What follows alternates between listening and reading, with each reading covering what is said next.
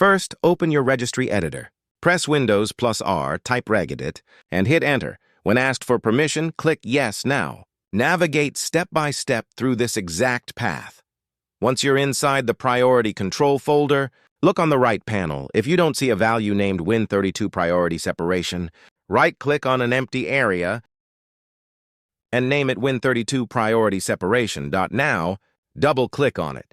You'll see the value data box. Set it to 26 hexadecimal for optimal multitasking. Click OK, and then close the registry editor. To apply the tweak, restart our computer. Now, open the registry editor again and navigate carefully to, in the right pane, find the entry named Network Throttling Index. If it's not there, right-click, choose New, and name it Network Throttling Index. Now double-click it. In the value data box, type FFFF. That's 8 capital Fs. Then select hexadecimal and click OK.